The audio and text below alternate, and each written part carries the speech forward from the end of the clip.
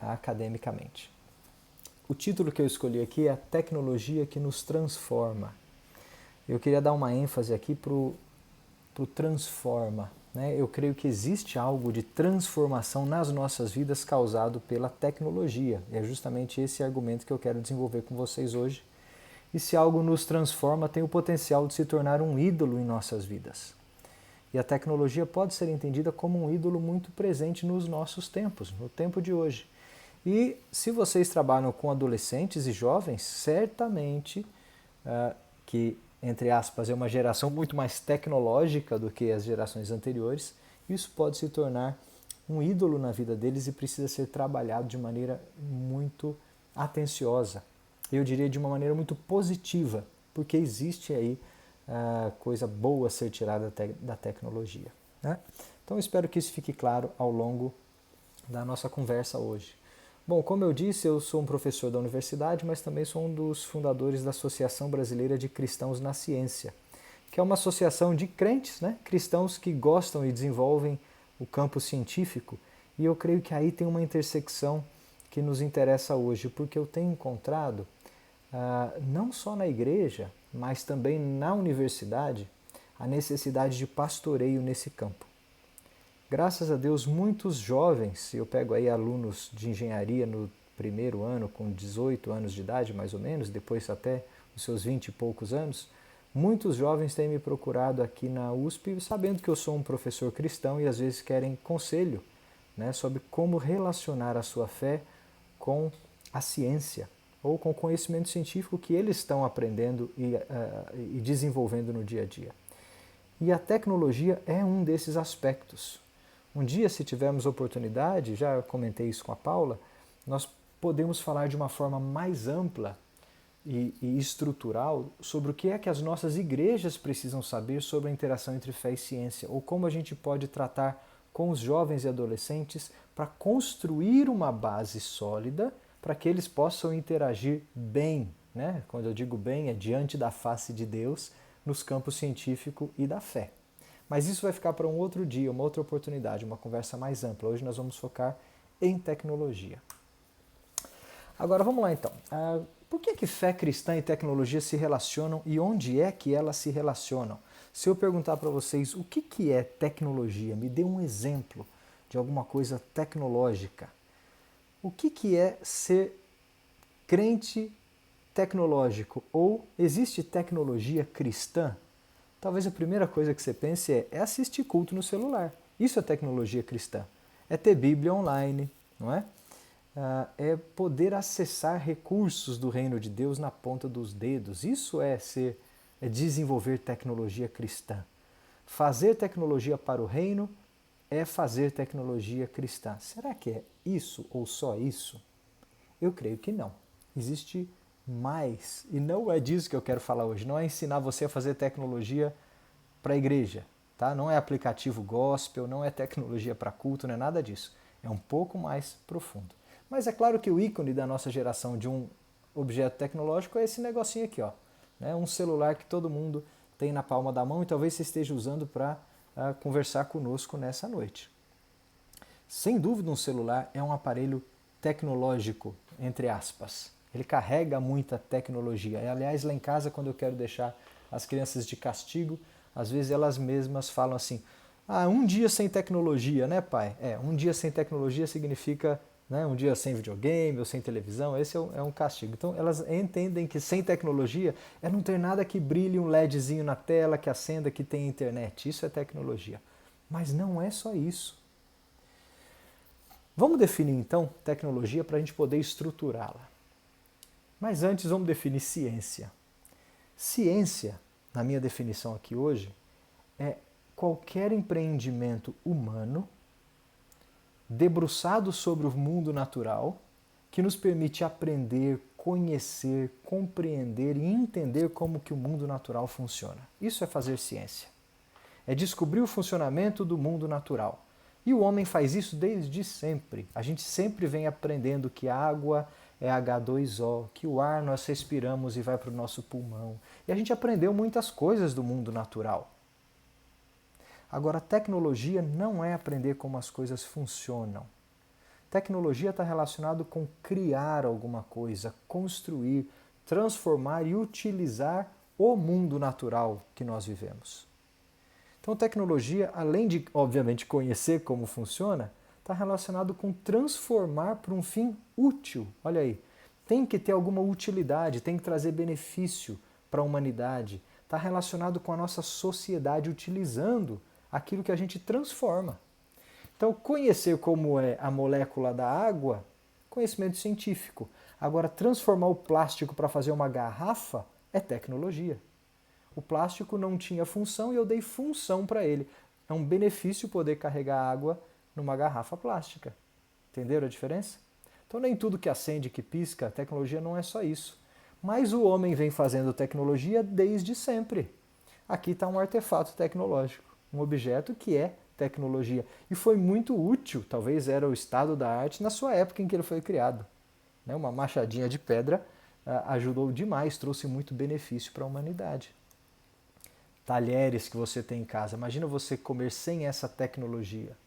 Você estaria comendo com a ponta dos dedos, pegando doença, sujando a sua casa. É um objeto tecnológico. Fazer fogo, gente, hoje é a coisa mais fácil, acender um fogão, mas pensa como é que era sem termos o desenvolvimento tecnológico que nos permite conhecer e controlar o fogo. Ou até os grandes aceleradores de partículas. Quem assiste aí e gosta de ciência vai lembrar da tecnologia envolvida nos grandes experimentos de hoje em dia. Bom, qualquer que seja o artefato tecnológico, fazer tecnologia está relacionado com a nossa vida. Nós desenvolvemos alguma coisa para o nosso benefício. Ok? Então, ciência tem um pouco de contemplação. Eu entendo como o mundo funciona e me satisfaço em contemplar o funcionamento do mundo. Ótimo. Tecnologia tem um quê de transformação. Portanto, meus irmãos, tecnologia está muito relacionado com a nossa criatividade. E olha como isso tem relacionamento com a imagem de Deus em nós. Nós aprendemos na Bíblia que nós somos feitos seres criativos ou co-criadores do mundo de Deus. Quando Deus fez o homem para governar e criar junto com ele no Jardim do Éden, lembra que o homem ia transformar e cultivar o jardim? Deus deu ao homem criatividade. Nós criamos coisas que não existiam antes. Olha que legal isso. Nesse sentido, nós somos criadores junto com Deus. Não quer dizer que nós criamos coisas que Deus não conhece, não é isso. Mas quando eu transformo o plástico numa garrafa plástica, algo novo passa a existir. Eu acabei de dar função. Então, quando alguém usa a sua criatividade e cria uma tecnologia nova, está espelhando, refletindo algo do ser de Deus, ou algum atributo que Deus comunicou a nós. Ok? Então, fazer tecnologia mexe ou está envolvido com a nossa criatividade. Agora, eu gosto demais lógico, puxar a brasa para a sardinha dos engenheiros aí. Porque vocês já ouviram falar do momento Eureka? Lembra lá de Arquimedes? Quando ele descobriu sobre a densidade, vocês devem lembrar essa historinha, das aulas de ciências. Arquimedes entrou na banheira e teve um momento Eureka. O que é o momento Eureka? Entendo como é que uma coisa funciona. Gente, para o cientista não tem nada mais gostoso do que o momento Eureka. Quando você tem aquele insight, você descobre como que as coisas funcionam. Todo cientista busca o seu momento Eureka. Agora, o engenheiro, aquele que desenvolve tecnologia, por exemplo, tem um momento mais precioso que o momento Eureka. Eu gosto de falar que é o momento caraca. É aquele momento que você cria alguma coisa que não existia antes. Não é só descobrir como funciona. Você cria algo e algo novo passa a existir. Por um momento você é o pai da criança. Você acabou de criar alguma coisa que ninguém mais fez no mundo. E quem desenvolve tecnologia adora o momento caraca. Aquele momento que a coisa dá certo, Que você juntou as coisas, juntou e você fez um celular. Isso aqui tem função, tem utilidade. Pois bem, o momento caraca, ele é tão precioso que ele chega ao ponto de tocar no mais íntimo do nosso ser. Porque o momento caraca dá para o seu Criador um toque no orgulho.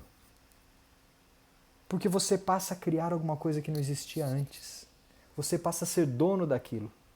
E para quem tem um problema com orgulho, e todo ser humano tem, porque o orgulho é a fonte do pecado, né? O nosso próprio ego, ora, encher o orgulho é perigoso, não é? Chega ao ponto do ser humano achar que dá conta de criar qualquer coisa, ou daquilo que ele cria, conseguir resolver todos os nossos problemas. Então é muito comum, por exemplo, eu pegar engenheiros hoje na universidade que acham que tem o poder de consertar todas as coisas pela tecnologia. Porque a gente sabe o poder transformador de uma boa ideia.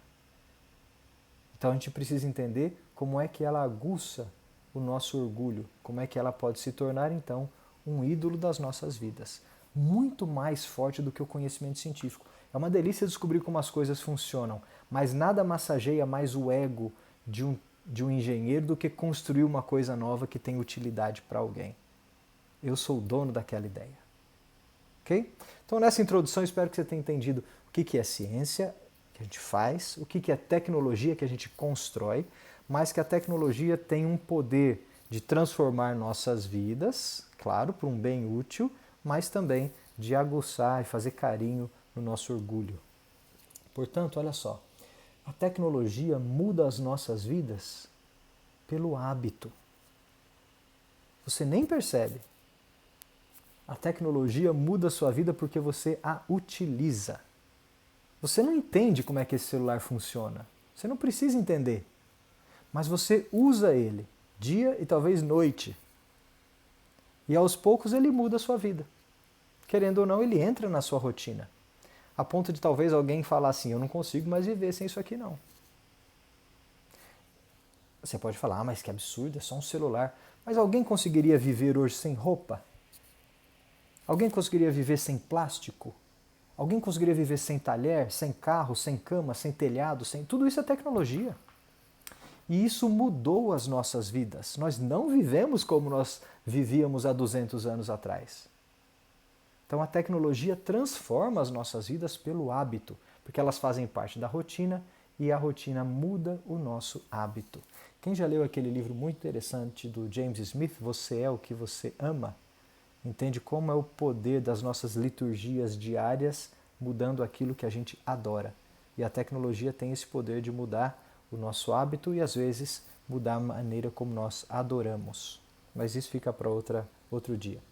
Ao mesmo tempo, então, a tecnologia também tem o poder de alimentar o nosso próprio orgulho, principalmente de quem a desenvolve. Ok?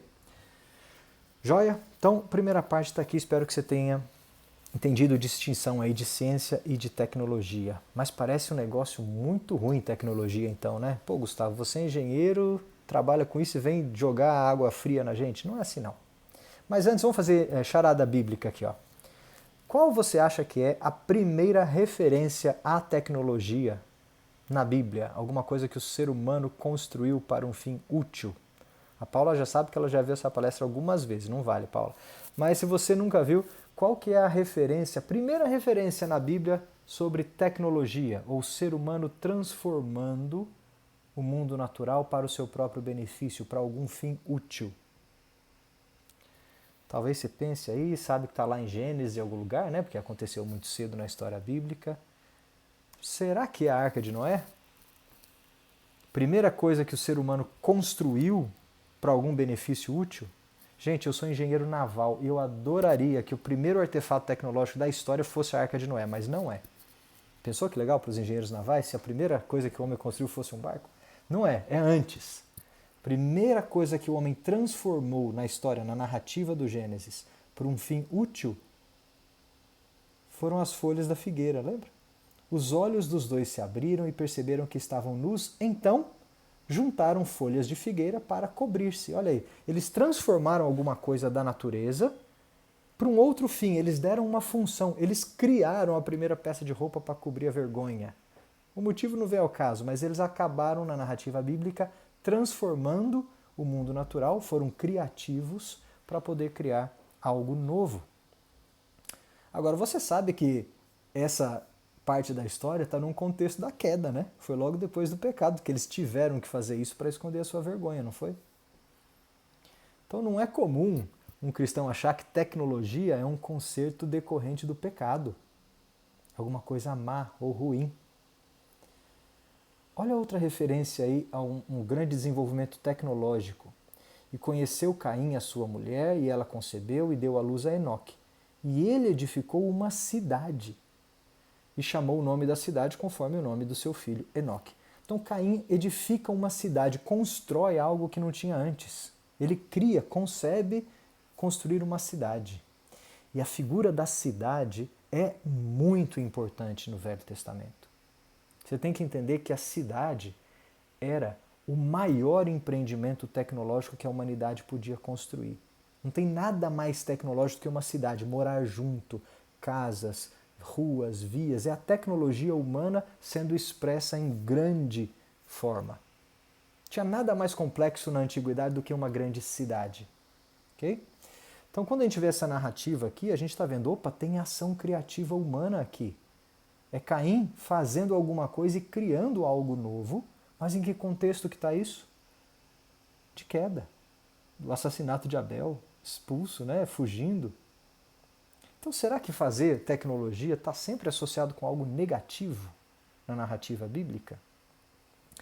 E aí você fala, puxa, qual que é o outro grande artefato tecnológico que vem na narrativa na sequência, para piorar a história, né? A Torre de Babel. E começaram a falar em construir uma grande cidade, para o que fizeram tijolos de terra bem cozida para servir de pedra de construção e usaram alcatrão em vez de argamassa. Olha aí, dá até na linguagem, na narrativa, dá até exemplos de processos tecnológicos, né? Depois eles disseram, vamos construir uma cidade com uma torre altíssima, que chegue até os céus. Dessa forma, olha o objetivo aí, o nosso nome será honrado por todos. Aqui você já vê a tecnologia da torre em si, de Babel, da cidade Babilônia, servindo ao orgulho daqueles que a construíram ou quiseram construir.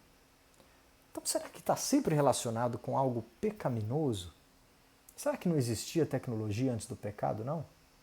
Será que a tecnologia é um remendo, é um conserto da história, que a gente tem que conviver com ela, mas o ideal seria que ela não existisse? Será que se o homem não tivesse pecado, Adão e Eva iam viver até hoje, nus no paraíso, comendo raiz, colhendo fruta, e não iam desenvolver nada, nunca iriam desenvolver um aparelho celular ou chegar até a lua num foguete? Você já refletiu sobre essas coisas? Então a pergunta aqui ela é moral. A tecnologia é uma coisa boa? Boa no sentido moral? A gente sabe que ela pode fazer bem, né? Traz benefícios. Mas será que ela é uma coisa boa, moralmente boa? Será que esse celularzinho aqui tem algum benefício moral? Faz bem de alguma forma? Faz o bem, né? Ora, quantos vovôs e vovós já não usaram da tecnologia de um celular para matar a saudade dos seus netinhos que moram em outra cidade, ainda mais nos 2 últimos anos de pandemia? Quantos relacionamentos não foram fortalecidos ou até nutridos por conta da facilidade de comunicação que a gente tem hoje? Mas ao mesmo tempo que você se comunica muito facilmente no celular, ele também pode criar uma multidão de solitários. Pessoas que desaprenderam como se relacionar de outra forma. A mesma tecnologia. Como é que está ficando a mesa da nossa casa na hora das refeições? Será que esse aparelhinho que é bom e tem função útil pode fazer algum estrago? Ninguém nega que numa emergência é bom ligar para a ambulância na palma da mão. Tem utilidade e funcionalidade, mas pode causar algum estrago? Como é que está o relacionamento aí dos casais, quando ficam muito imersos ou com acesso a qualquer coisa na palma das mãos? Como é que está o crescimento dos nossos filhos? Muitos pais se orgulham, né? Eu já devo ter falado isso também. Olha que bonitinho, não tem nem 2 anos e o dedinho já sabe fazer tudo na tela. Ele desbloqueia o meu celular que nem eu sei fazer, não é assim? E os nossos filhos parece que já nascem devorando a tecnologia digital. De fato, é a tecnologia da geração deles, né? E eles vão crescer imersos nessa tecnologia. Mas que tipo de criança nós estamos criando em casa quando a nossa vida é transformada, no sentido negativo, pela tecnologia que tão tudo nos faz bem em alguns momentos. Então é óbvio que você entendeu que tem um balanço aí. A pergunta, a tecnologia é algo moralmente mal? Ou ela é má? Moralmente má? Não é sim. Não precisa ser sim. Vamos entender por quê. Repare nas grandes questões do nosso tempo. Energia. O ser humano precisa de muita energia. Você já deve ter ouvido falar demais disso. E aí vem emissões de gás de efeito estufa, gasoduto na Rússia, combustível subindo no posto de gasolina, né? Tudo associado com a nossa necessidade de energia. Ora, energia é uma das grandes questões da humanidade hoje. E a humanidade sempre vai precisar de mais energia. A gente sempre consome mais energia e a população está sempre aumentando. Então precisaremos de mais energia. Ora, de onde é que nós tiramos energia? Dos combustíveis fósseis, do petróleo, das hidrelétricas? Nós também queremos recursos cada vez mais baratos, não é? Ninguém quer pagar mais hoje em dia, mais do que R$ 1 para ter uma caneta Bic em casa. Faz sentido? Não, eu quero plástico barato. Eu quero o copo descartável. Eu quero a facilidade, o preço, a conveniência do plástico. Isso transformou a nossa vida. Mas tem grandes questões aqui, de poluição, de recursos naturais. Tem grandes questões a serem resolvidas. A grande questão da poluição, tanto em terra quanto nos oceanos. Você já deve ter ouvido falar de microplástico nos peixes, não é? E cada vez mais tem.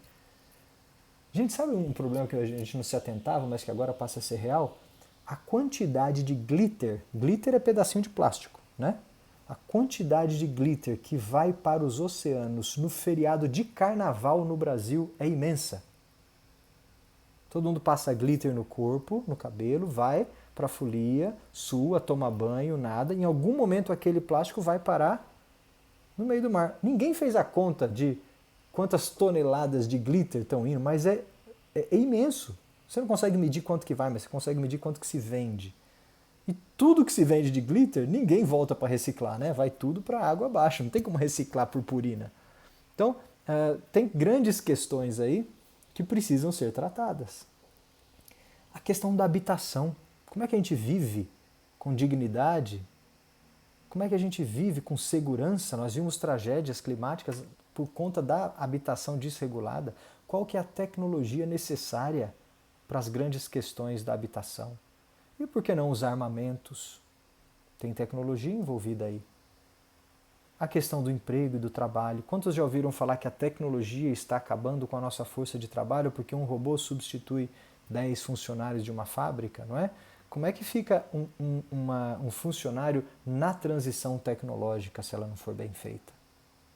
Como é que a gente vai alimentar 9 bilhões de pessoas no planeta em 2050? Problema da fome. Nós sabemos hoje, isso é conhecido, viu gente? Nós sabemos que se nós continuarmos produzindo alimentos na taxa que nós produzimos hoje, em 2022, nós não daremos conta de alimentar 9 bilhões de pessoas em 2050. Nós precisamos mudar a taxa de produção de alimentos e também de desperdício, é claro. Mas nós precisamos ter outro paradigma na produção de alimentos. É um dos grandes problemas da humanidade. E está logo ali, 2050, espero que estejamos vivos ainda, mas está logo ali na esquina. Moral da história. Todas essas grandes perguntas que eu coloquei, grandes problemas, elas tocam respostas que passam pela tecnologia. Talvez você tenha pensado assim, ué, é só fazer tal coisa, vamos ter que desenvolver tal coisa, vamos ter que fazer tecnologia para isso, vamos ter que aumentar a taxa de produção de alimentos, vamos ter que aumentar a reciclagem de plástico. Tudo que você tenta articular de respostas, uma hora ou outra toca no desenvolvimento tecnológico. Reparou? Agora a pergunta moral é, será que a tecnologia dará conta de resolver tudo isso? Será que ela vai dar conta de nos salvar de todas as grandes questões e problemas da nossa vida? Bom, concluindo essa parte, eu creio que a tecnologia é uma coisa boa, no sentido moral da palavra. Ela não surgiu como uma consequência do pecado, mas ela surgiu lá no mandato cultural do Éden, quando Deus falou para o ser humano assim, você vai desenvolver e cultivar o mundo que eu criei. Eu vou tratar disso mais especificamente agora da parte bíblica. Mas você não precisa jogar fora a tecnologia achando que ela é má, moralmente má. Não. Mal somos nós. Os seres humanos têm o coração corrompido. Tecnologia, sim, é uma bênção de Deus, mas nós que a estragamos. Assim como a gente estragou muito e tudo que a gente faz na vida. Os relacionamentos são coisas boas? São, Deus que criou. Mas a gente estraga, a gente se relaciona mal. A palavra, a pregação da palavra é coisa boa? Claro, é a palavra de Deus para que o profeta a proclame, mas nós proclamamos mal por causa do pecado. Então não é que a tecnologia é uma consequência do mal que o pecado nos trouxe. Não. Mas nós desenvolvemos má tecnologia porque nós fomos corrompidos pelo pecado. Vocês já viram essa série no Netflix? Chama Black Mirror? Não? Quem tem estômago assista, vale a pena. Ela é pesada em alguns capítulos, mas ela é uma narrativa distópica do que seria um futuro se a tecnologia avançasse em direções fora de controle. Eu uso muito para tratar com os alunos aí no campo da filosofia da tecnologia como exemplo do que pode acontecer, né? Lógico que é um exemplo caricato, mas dá para a gente uma noção da realidade do desenvolvimento tecnológico. Como é que a gente deve refletir sobre a tecnologia que a gente desenvolve. Se você gosta de ficção científica assim, e tem estômago para aguentar uma série instigante, provocante, assista Black Mirror. Senão não precisa assistir não. Bom? Mas o que eu quero dizer com isso é o seguinte, a gente precisa enxergar a tecnologia não como uma coisa do bem ou do mal, mas dentro de uma cosmovisão cristã, dentro de uma visão de mundo. E sabendo que Jesus Cristo nos dá a lente para interpretar o mundo que nós enxergamos. A visão que nós temos do mundo é uma visão através das lentes de Cristo. Aí o mundo faz sentido. E a cosmovisão cristã nos ensina que o mundo tem 4 atos. Né? A história da realidade está descrita em 4 atos. Criação, queda, redenção e consumação. Então o crente sabe que o mundo foi criado de uma forma. Tem um plano, tem um projeto, tem um propósito na criação. Mas nós pecamos. Então nós vivemos hoje no contexto da queda, não no contexto em que o mundo foi criado. Estamos passando por um processo de redenção, inaugurado lá na saída do Éden. Lembra do proto-evangelho, do anúncio da redenção, quando Deus falou assim, um dia eu vou fazer com que o Filho do Homem acabe com a inimizade que a serpente colocou? Lembra disso? Do proto-evangelho pregado lá no Éden? Ora, a história da redenção começa lá e vem se desenvolvendo na narrativa do povo de Deus que está sendo redimido ao longo da história, Velho, Novo Testamento, culmina com Cristo proclamando a vitória, mas a redenção ainda vai terminar na sua volta. Aí inaugura-se a consumação do tempo, ou seja, o mundo foi redimido dos efeitos do pecado. Esses são os 4 atos da nossa história, né? Da história do cosmos. Agora, vamos entender onde é que entra a tecnologia aí. Nós sabemos que nós vivemos no contexto da queda, num processo de redenção. A gente está no meio da figura. Mas vamos olhar lá na criação. Lembra aí das aulas de escola dominical, hein? Lá na criação, Deus deu ao ser humano 3 mandatos, 3 ordenanças. Quando Deus criou a humanidade como cerejinha do bolo, não, eu quero falar outra coisa, como obra-prima, melhor. Como obra-prima da sua criação, Deus falou para a humanidade representada ali por Adão e Eva que eles tinham 3 relacionamentos a cumprir. Não é opcional. Eles foram feitos para isso. O primeiro mandato é o mandato espiritual. Deus falou, vocês têm que se relacionar comigo, na vertical. Vocês vão me conhecer como nenhuma outra criatura conhece e vocês vão se relacionar comigo.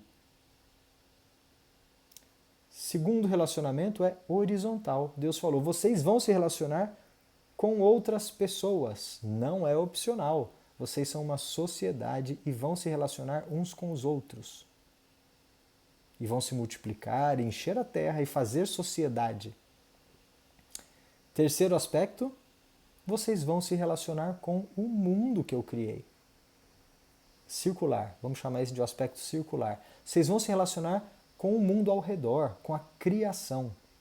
Isso é o que a gente chama de cultura. E o termo vem lá do texto de Gênesis, que dizia assim: e Deus os abençoou e lhes disse: sejam férteis e multipliquem-se, encham e subjuguem a terra, dominem sobre a terra.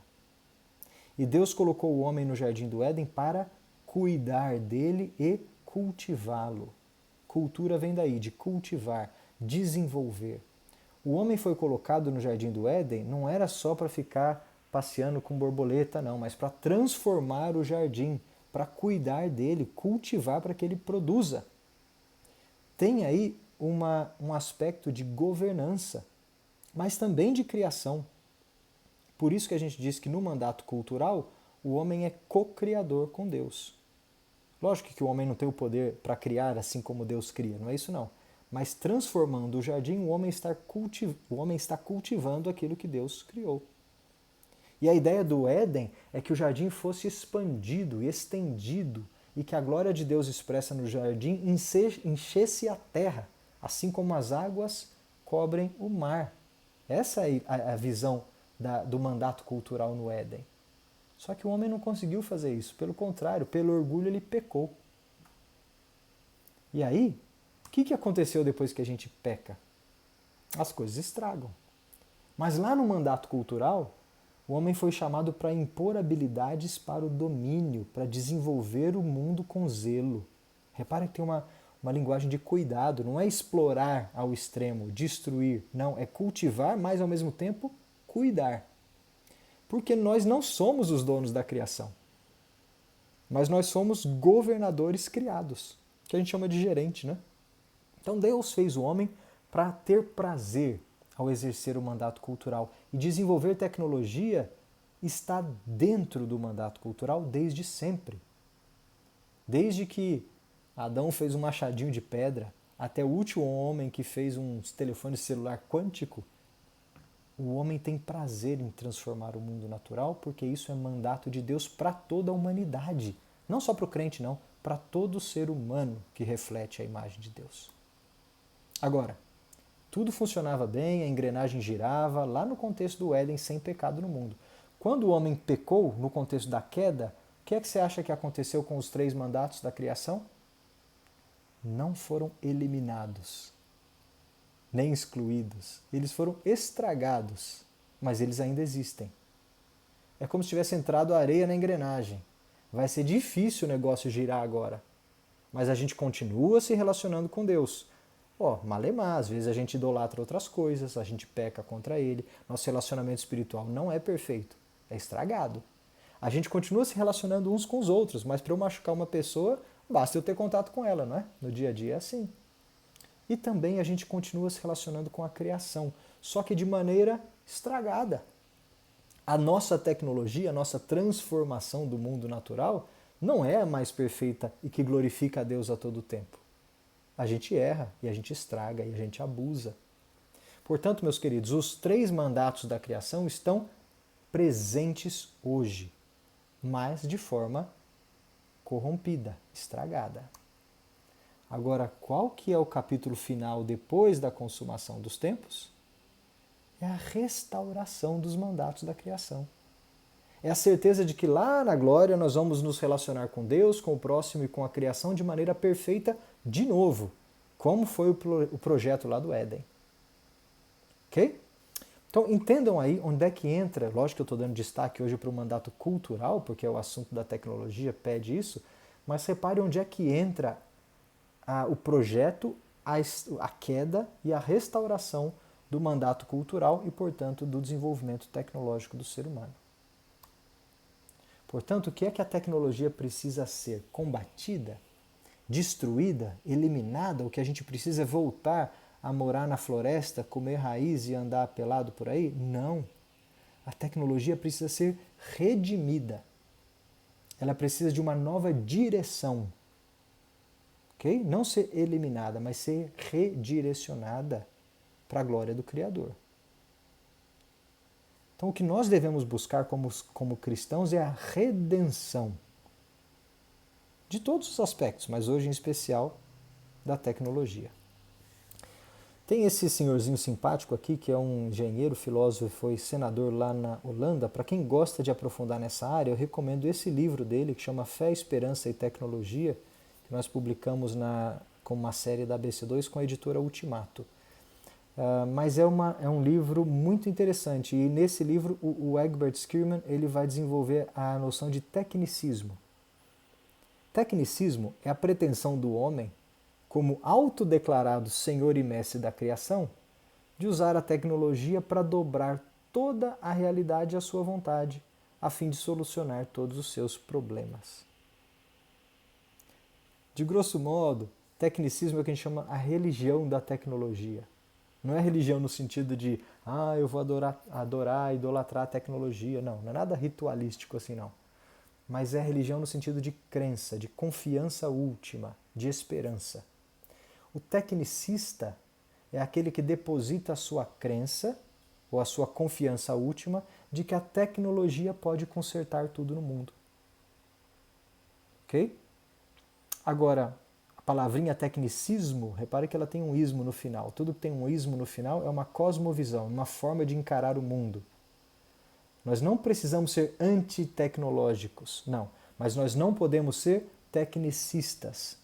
Ou seja, enxergar o mundo como se a tecnologia fosse a salvação da humanidade. Não é a tecnologia que vai salvar o homem do seu problema mais profundo, que é o pecado. Enquanto tivermos pecado por aí, a gente vai continuar fazendo as coisas de forma estragada. Não adianta achar que a tecnologia, por melhor que ela seja, vai dar conta de resolver a miséria humana, a inveja, o orgulho, o desrespeito, o maltrato um pelo outro. Isso faz parte ainda da nossa natureza pecaminosa. Lógico que a tecnologia nos ajuda a viver uma vida melhor no dia a dia, também nos atrapalha em alguns aspectos, mas não é ela que tem a carga de redenção da humanidade. Ok? Claro, eu estou falando para cristão. O cristão sabe de onde vem a nossa redenção, a nossa salvação. É quando Jesus Cristo, na consumação, trouxer todas as coisas ao estado de paraíso de novo, pelo fim da sua obra redentora. Mas o mundo aí fora não conhece a Cristo ainda e acha que busca soluções em outros ídolos, não é? Por isso que a tecnologia pode se tornar um ídolo muito atraente para o nosso tempo. Gente, quem que não acha e não gosta e não quer defender que o ser humano tem condições de consertar o seu futuro? E a melhor resposta hoje em dia para uma sociedade moderna é tecnologia. A gente dá conta. Basta você me dar tempo e dinheiro, tempo e recurso, que a tecnologia vai dar conta de curar todas as doenças, acabar com todas as mazelas, matar a fome da humanidade, resolver todos os problemas de poluição. Ora, não vai dar conta, porque o ser humano continua sendo humano. A gente cria outros problemas. Isso não deve te impedir de desenvolver boa tecnologia, mas não deposite a sua esperança última na tecnologia. Tá clara a mensagem? Não faça dela o seu ídolo.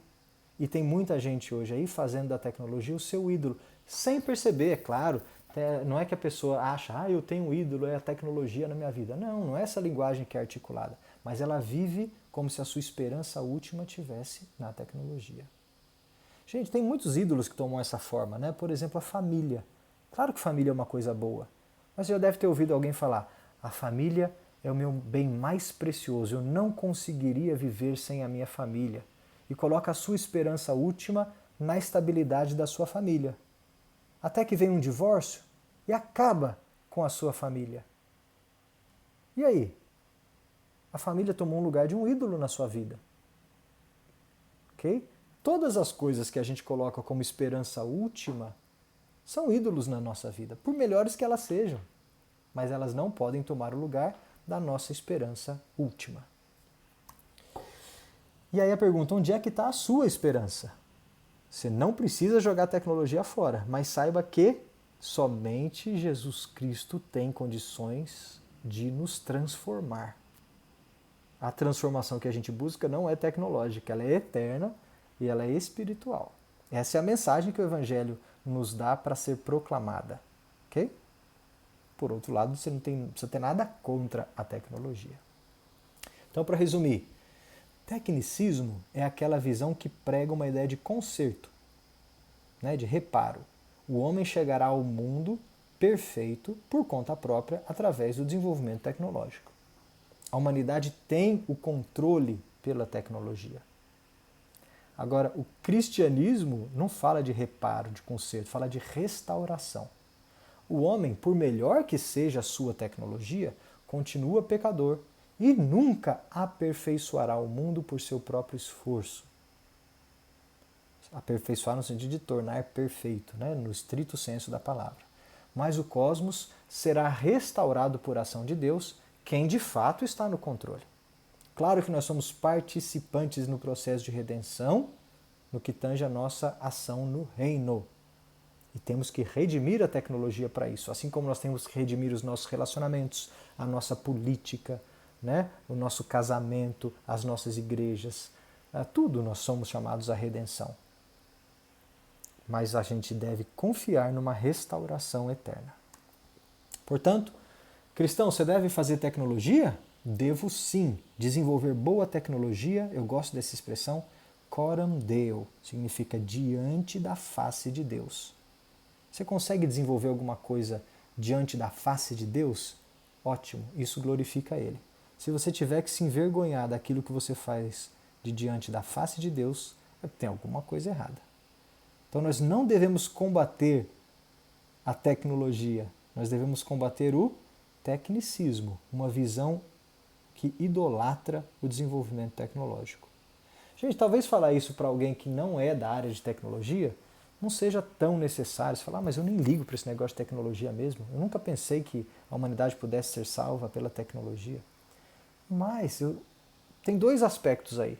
Eu quero falar para talvez pessoas como eu que são engenheiros, tecnólogos, médicos, pessoas que desenvolvem artefatos tecnológicos que transformam a nossa vida. Às vezes um designer de embalagem tem que pensar assim. Por outro lado, como eu falei no início, a minha tese é que a tecnologia muda as nossas vidas pelo hábito. E mesmo você não sendo desenvolvedor de tecnologia, querendo ou não, ela muda a tua vida. E você pode chegar no ponto de colocar sua esperança última na tecnologia que te transformou. Ou que vem te transformando aos poucos. Nós vimos isso recentemente, pessoas dizendo,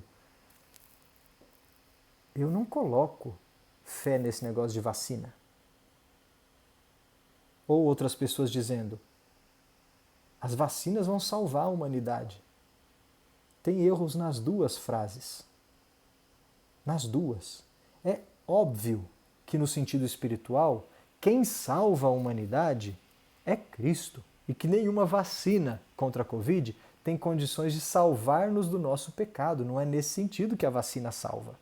Então quem critica a vacina dizendo, quem me salva é o sangue de Jesus, não vou tomar vacina, não entendeu ainda a soteriologia. Não entendeu ainda como é que ele é salvo. Porque ele é salvo pelo sangue de Cristo espiritualmente, mas você ainda vive num mundo que tem vírus.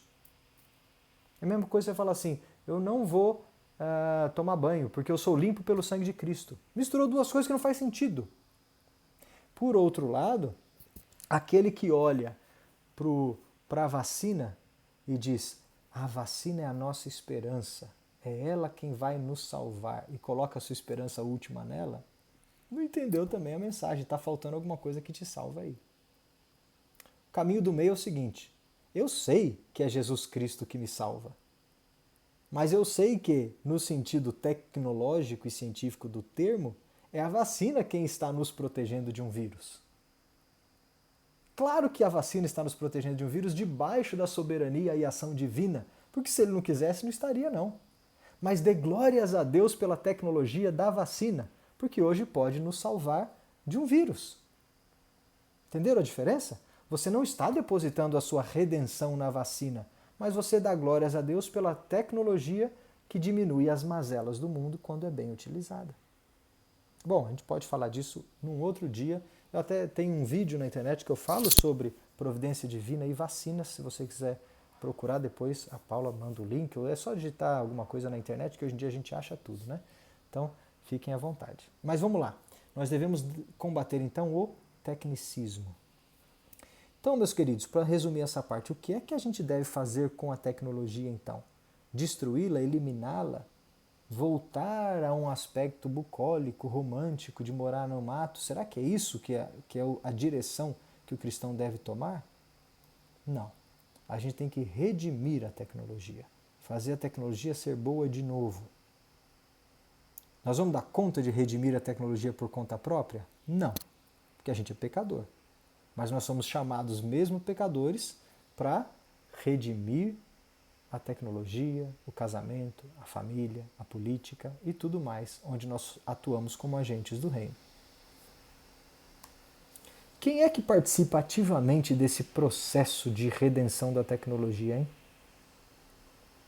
Como eu falei, talvez tenha gente que não é chamado ou vocacionado para participar, para fazer tecnologia. É natural, mas tem gente que é chamado. Então eu queria mandar uma mensagem para você que talvez tenha acesso a adolescentes e jovens que estão buscando uma carreira profissional, para você dizer para ele: ora, quer ser engenheiro, meu filho? Quer ser engenheiro, jovem da minha igreja? Seja um bom engenheiro para a glória de Deus. Porque você está com uma responsabilidade na sua mão que vai construir tecnologia que tem o poder de transformar vidas. Olha a responsabilidade na tua mão. Você tem capacidades dadas por Deus para nos aliviar de muitas mazelas e sofrimentos, de salvar a humanidade de muitos dos seus males, mas lembre-se que você não tem a competência de redimir a humanidade do seu mal último, que é o pecado. Um engenheiro cristão, ou o crente que um dia quer ser engenheiro, seu adolescente, seu jovem, precisa entender que é bom fazer tecnologia, mas ele não pode ser um tecnicista. É bom que a gente tenha gente fazendo boa tecnologia, é fundamental. Assim como a gente precisa de gente que seja bom médico, pedagogo que seja bom pedagogo, pai que seja bom pai, costureira que seja boa costureira, e assim por diante. É necessário diante da face de Deus. Mas a gente não precisa de pessoas que idolatram as funções e, no nosso caso específico, que colocam a sua esperança última na tecnologia. Ok? Ficou claro? Incentive, e eu falando como um professor universitário, incentive os seus jovens, os seus adolescentes, a quando cogitarem ideias de carreira e falarem: ah, mas desenvolver tecnologia pode servir ao reino? Pode servir a Cristo? Pode. Sirva a Cristo com a boa tecnologia que você vai desenvolver. Bom, indo para a última parte aqui, deixa eu fazer agora um paralelo. Já que eu comecei falando de tecnologia lá na criação, lá no Éden, né, e o símbolo original, né, da criação é o jardim, e aqui eu trouxe a ênfase para o jardim cultivado, já que eu quis destacar o mandato cultural. Eu quero que você pense um pouco nos paralelos dos símbolos. Gente, a simbologia no livro de Gênesis, ela é muito importante. Ela é muito mais profunda do que uma simples narrativa de pensar que tinha um homem e uma mulher vivendo pelado no meio de um jardim lá na Babilônia, na Mesopotâmia. Não é só isso que o texto está dizendo. Tem níveis e níveis de profundidade porque é uma mensagem que serve para todo mundo em todo tempo. E o aspecto simbólico desse gênero literário é muito forte. Muito forte. E eu quero que você reflita um pouco sobre o símbolo do jardim. A criação perfeita é narrada como um jardim, onde Deus colocou o homem e a mulher para cultivar, para viver nesse jardim.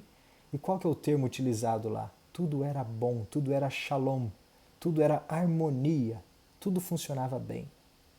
Essa é a ideia da narrativa do Gênesis. Agora, entenda que tem uma linguagem aí real, né, de um rei, porque o jardim, na antiguidade, era o local mais nobre de um rei. O jardim mostrava a riqueza de um rei. Hoje em dia é fácil, você vai no supermercado, você compra suculenta, você faz uma varanda linda na sua casa. Mas naquela época, ter um jardim cultivado era um luxo.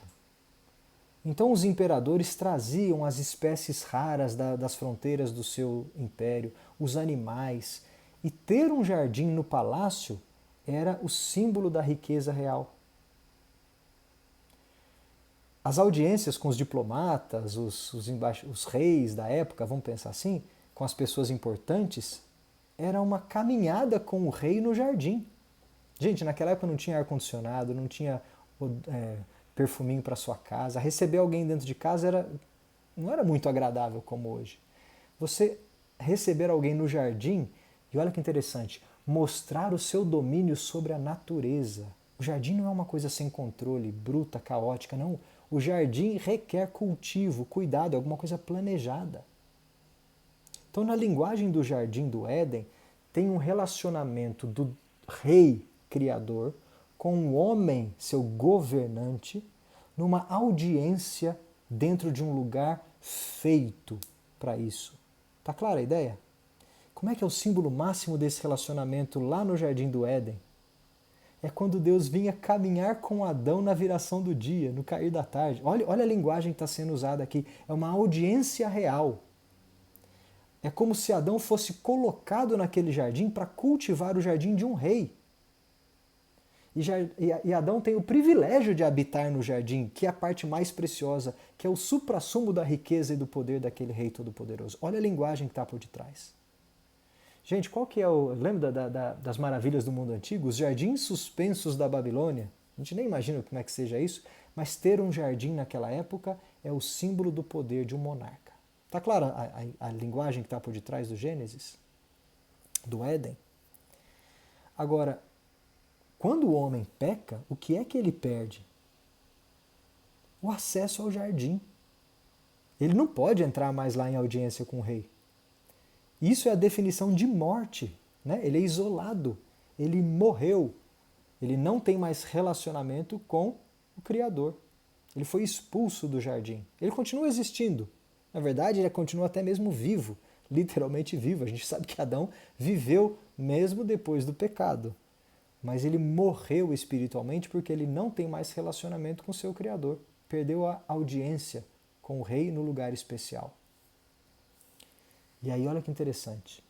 Qual que é se o jardim é o símbolo da perfeição, do shalom, do relacionamento pleno no paraíso, qual que é o contraste da queda, hein? É a cidade. A primeira coisa que o homem vai fazer depois é, pelo poder próprio, reproduzir alguma coisa cultivada, criada, para ele habitar. E logo na narrativa, depois da expulsão do jardim, não vem à toa um outro símbolo grande, que é a torre da cidade de Babilônia. E Babilônia é a Babilônia maldita, não é? Toda vez que a gente vê Babilônia na Bíblia, a gente entende como lugar da perdição. Então Babel, que é a Babilônia, tem uma função simbólica, assim como o jardim também tinha. Está falando assim, por obras das mãos humanas, servindo ao orgulho, é assim que vocês vão viver. E a gente sabe o fim da Babilônia. A gente sabe o fim de Sodoma, de Gomorra, de Jericó, né? De muitas cidades que se rebelaram contra Deus. O homem é expulso do jardim e ele tenta viver numa tentativa de cidade. Gente, não estou dizendo que viver em cidade hoje é um pecado, que você deve voltar para a roça, morar no meio. Não é isso não. Eu estou usando o símbolo que fazia sentido para o povo no Velho Testamento. Okay? É o contraste jardim-cidade. Habitar no palácio real, habitar agora nos perigos do mundo com outros homens pecadores como eu. Ter acesso direto ao rei, numa caminhada no cair da tarde, e viver distante com a entrada proibida para esse acesso. Esse é o símbolo que está aí na cidade, no jardim e na cidade. Tá claro? Pois bem, agora pensa no futuro, na glória. Nós vamos voltar para o paraíso, não vamos? Alguém duvida que nós vamos viver no paraíso?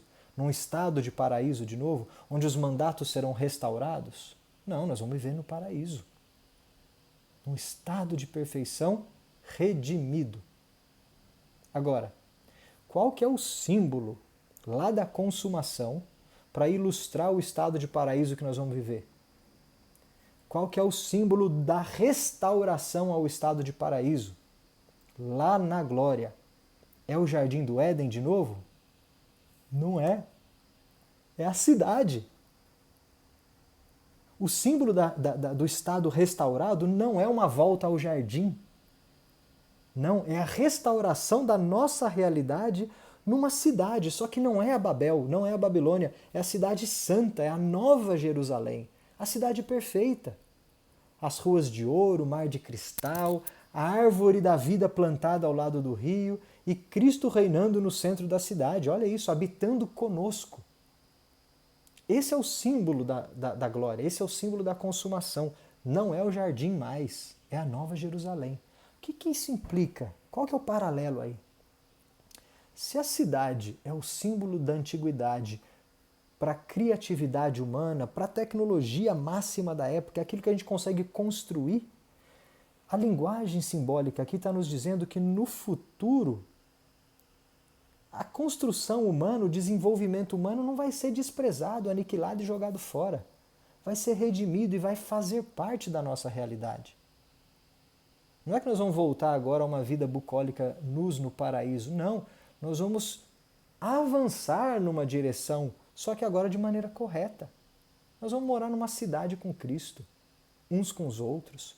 Mas a cidade implica que nós vamos continuar desenvolvendo o mandato cultural, construindo coisas, construindo casas, ruas, aparelhos celulares, foguetes espaciais, garrafas de plástico, só que agora de uma maneira redimida, que não destrói a criação de Deus e que sempre honra e glorifica a Deus. Entenderam a ideia? A tecnologia um dia será redimida, assim como os nossos relacionamentos uns com os outros e assim como o nosso relacionamento com Deus. Os 3 mandatos vão funcionar na Nova Jerusalém de maneira perfeita. Então, se você entende que o homem foi chamado para fazer tecnologia, cultivar o jardim, antes da queda, que ela foi estragada durante a queda, você pode crer que ela será redimida na glória. Mas ela não vai ser aniquilada. E olha para o engenheiro, olha que delícia pensar que um dia eu vou poder fazer tecnologia que só agrada a Deus. Sabe-se lá onde que a humanidade vai chegar? Que foguete que eu vou conseguir construir? Sei lá, nem sei que parque de diversões que vai ser para o engenheiro que vai fazer tecnologia, e também para o médico, e também para o estudioso dos relacionamentos humanos, e também para o psicólogo. Ué, você acha que você vai parar de estudar a mente humana? Só porque não tem mais pecado no mundo? Não, tem muitas maravilhas para você descobrir. Tem muitas nuances de relacionamento que a gente vai entender. A ciência não vai parar na Nova Jerusalém. Descobrir como é que o mundo funciona é muito bom. Faz parte da criação divina e dá satisfação ao homem. Isso vai ser restaurado na glória e não eliminado. Talvez um dia, quando a gente for falar de fé e ciência, essa será a mensagem principal que você tem que convencer o seu adolescente. Não é falar das polêmicas de fé e ciência, do aquilo que vai desviá-lo e afastá-lo. Não é isso não. Você tem que estruturar a visão do seu adolescente para que ele possa enxergar o empreendimento científico como uma coisa que agrada e glorifica a Deus. Se essa base estiver bem feita, ora, pode chacoalhar a polêmica na vida dele, ele não vai ter problema de interagir fé com ciência. Agora, se você ficar insistindo em falar que o problema de fé e ciência é esse ponto, é esse pelo no ovo, é essa nota histórica, é Galileu lá não sei aonde na prisão, ora, você está alimentando só polêmicas e não construindo uma base para o seu adolescente. A mesma coisa com a tecnologia. Se você for lutar com os jovens da sua igreja ou com seus filhos ou adolescentes falando, você usa demais tecnologia, não faz isso, não desenvolve tal coisa, tecnologia é sempre má, isso só te afasta de Deus, você não entendeu qual o papel que a tecnologia pode ter se for bem utilizada e redimida. E você pode até estar afastando um jovem de uma vocação profissional digna e honrosa e que beneficia outros e que glorifica a Deus, se ele entender o seu chamado e fizer isso diante da face de Deus. Então, meus queridos, hoje eu não quis trabalhar com vocês sobre tecnologia nenhuma. Lógico que eu usei o telefone celular para dar exemplos, porque ele é o mais caricato da nossa geração. Mas o fundamento é, desenvolva um bom relacionamento com a tecnologia que enxergue a tecnologia dentro do mandato cultural. Aí sim ele terá um fundamento para não ter problemas depois. Conclusão? A tecnologia muda a nossa vida pelo hábito. E pode mudar a forma como nós vemos o mundo, porque aquilo que muda o hábito vai mudando a maneira como a gente vive e aquilo que a gente adora. De novo, recomendo o livrinho do James Smith, que fala das nossas liturgias diárias. Okay? Vale a pena estudar esse livro. O tecnicismo é um ídolo do nosso tempo. É uma visão de mundo, uma abordagem equivocada e perigosa da tecnologia. O cristão não deve combater a tecnologia, mas ele tem que combater o tecnicismo. E o cristão tem a responsabilidade de mostrar isso ao mundo. Como? Fazendo boa tecnologia, vivendo diante da face de Deus e proclamando a mensagem que salva, para que o mundo tenha esperança no lugar certo. Para terminar, quem quiser saber mais desse assunto, sobre tecnicismo, de forma mais profunda, o melhor livro para te introduzir nesse assunto é Fé, Esperança e Tecnologia. Não é um livro para adolescentes lerem, não é, mas é um bom livro para quem trabalha com tecnologia, tem interesse, ou para quem trabalha com instrução, com educação. Tá bom? Vale a pena. E por último, vou deixar aqui uma propaganda. Quem quiser conhecer mais o que faz a ABC2, Associação Brasileira de Cristãos na Ciência, como que ela desenvolve conteúdo, material para relacionar fé com ciência e fé com tecnologia de forma especial. Fica um convite, você pode procurar na internet Cristãos na Ciência, vai achar bastante coisa. E lembrando que o motto, o nosso lema da ABC2 é o Salmo 111:2. Todo cristão pode recitar que grandes são as obras do Senhor e dignas de estudo para quem as ama. A ABC2 é um grupo de cristãos que gostam de ciência, não é um grupo de cientistas ateus que têm interesse pela fé cristã, ao contrário. É para cristãos que já são servos de Cristo declarados, mas que querem relacionar bem fé com ciência. E eu tenho certeza que você vai encontrar muito material lá para adolescentes, jovens, mas também para a sua própria edificação. Tem desde palestrinhas, vídeos, livros, mas tem cursos de pós-graduação reconhecido pelo MEC, é um negócio que já está grande, tem grupo local, tem material de escola dominical, temos 70 grupos locais se reunindo no Brasil com frequência. É uma associação já grande e bem estruturada, e se você quiser saber mais detalhes, depois a gente pode conversar. Fique à vontade para me escrever também. Paula, hoje, olha, falei antes das 9, então agradeço demais a tua atenção, desculpa se eu dei sono em alguém, mas fica aqui meu agradecimento mais uma vez pelo convite, Paulo, e sigo sempre à disposição.